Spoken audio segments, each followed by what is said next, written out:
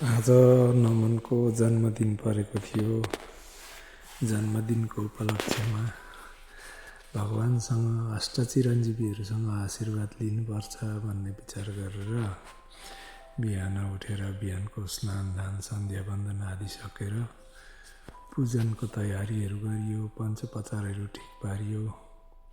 त्यसपछि सबैजना बसेर अष्टचिरञ्जीवीहरूको पूजा प्रारम्भ गरियो। मेरो छोरो पनि बसेर मजाले नमन पनि बसेर पूजा गर्यो। पञ्चोपचारहरूले अष्टचिरञ्जीवीको साथमा नवग्रहको पनि पूजा गर्यो।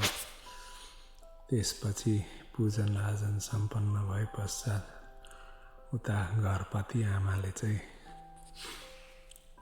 किचनमा भोजन आदिको तयारी गरेर एकदम रेडी बनाइसकेको थियो। भोजन ल्याएर सबैजना भेला भएर चाहिँ हामीहरू भोजन गर्न भनेर सबैजना बसेका छौँ। बुनु पनि मम्मीले के पकाउनु भएछ आज दादाको बर्थडेमा भन्दै हेर्दैछ। मम्मीले भोजन पस्किँदै गरेको रहेछ र यस्तो प्रकारले सबैजना बसेर आरामसँगले हामीहरू भोजन गर्ने तयारी गर्दैछौँ। राधिकाले भोजन पस्किँदै बुनु चाहिँ यहाँ के भन्दैछ मलाई, के गर्नुभएको बाबा भन्दैछ। म चाहिँ भिडियो बनाउँदै बसिरहेको छु। बर्थडे बोय पनि एकदम भोजन गर्न तयार हुँदैछ, मम्मीले पस्केर दिँदै हुनुहुन्छ। अन्त यस्तै गर्दै गर्दै भोजनहरू गऱ्यौँ। हामीहरू एकदमसँगले भोजन गरेर चाहिँ अब आज बर्थडेको दिन अलिक स्पेसल बनाऊँ भनेर घुम्न जाउँ न त भनेर त्यहाँबाट सबैजना भोजन गरे पश्चात घरबाट निस्क्यौँ। घरबाट निस्केर गाडीमा बसेर अब मगरबाट हामीहरू जाउँ। आज चाहिँ तल गेलपसिङतिर जाउँ घुमौँ भन्ने विचार गरेर चाहिँ गाडीमा बसेर मगरबाट चाहिँ हामीहरू निक्लेर गयौँ र रोड अगाडि दृश्यहरू हेर्दै हेर्दै हामी अघि बढ्यौँ र गइरहेको छौँ। मगरको हामीहरू निकै तल पुगिसकेका छौँ। म ड्राइभ गर्दै बुनु के खाँदै पछाडि बसिरहेको रहेछ। राधिका भिडियो बनाउँदै हो रहेछ।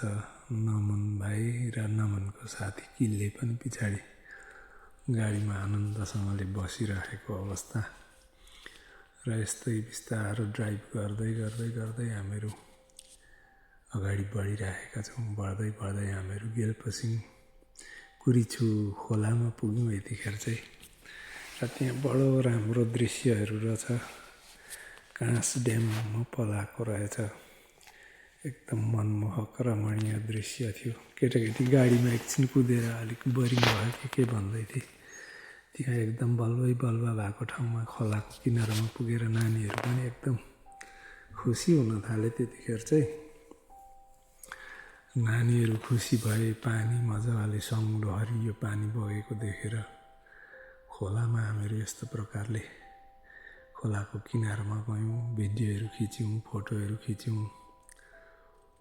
अन्त त्यहाँ खोलाको छेउमा गएर केटाकेटीले पानीमा पसेर पानीमा खेल्ने भन्न थाले। आफूलाई चाहिँ डर भइरहेको थियो, किनभने लुगा बोकिएको थिएन, त्यही लगाएको लुगा मात्र थियो। केटाकेटी पानीमा पसेर बाइचान्स लुगा भिजाए भने त्यहाँनिर फेर्ने लुगा छैन।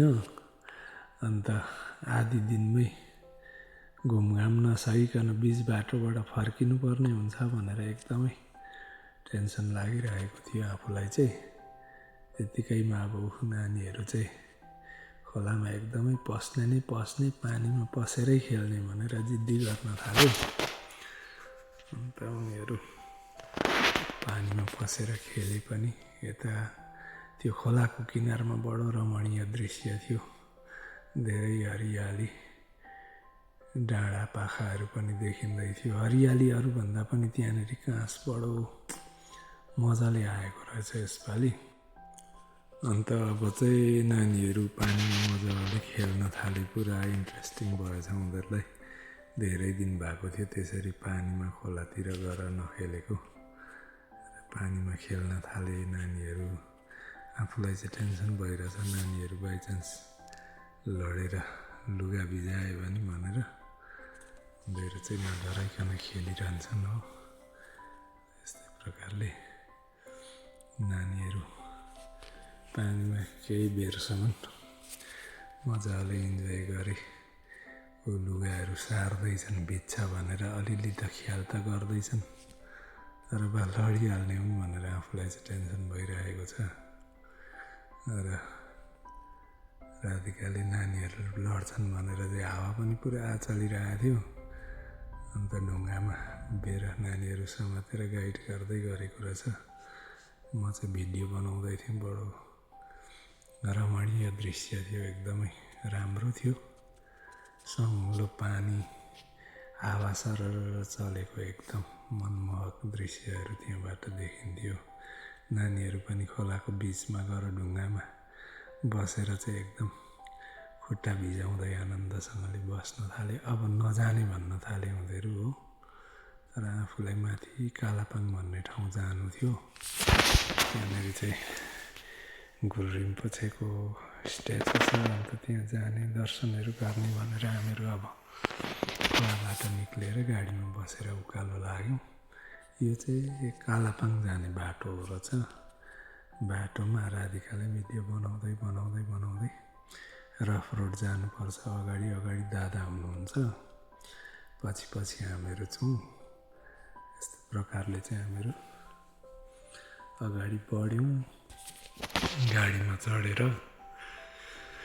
नानीहरू पनि मस्तसँगले बसेका छन् बाहिरको भ्यूहरू हेर्दै।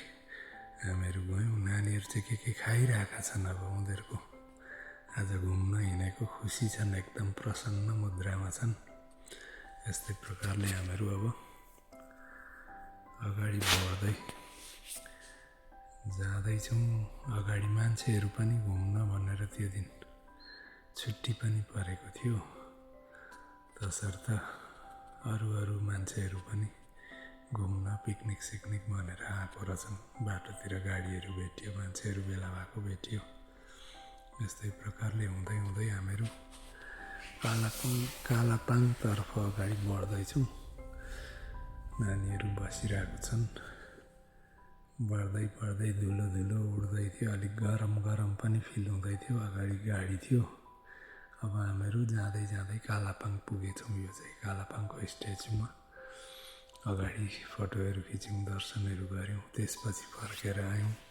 फर्केर आएर यो चाहिँ बाटोमा नमनको अब जन्मदिन थियो, बर्थडे केक काट्नुपर्ने थियो। बाटोमा आएर चाहिँ अब सबैजना बसेर केकहरू काटेर राधिकाले चाहिँ केक काटेर बाँड्दैछ। म चाहिँ भिडियो गर्दैछु। यताउताको भ्यूहरू देखाउँदैछु। र अब यस्तो प्रकारले चाहिँ हामीहरूले आजको यात्रालाई चाहिँ अब लगभग बिट मार्दैछौँ। केक काट्यौँ, खायौँ, बर्थडे मनायौँ। अन्त बर्थडे मनाइसकेर चाहिँ रात पनि पर्न लागेको थियो।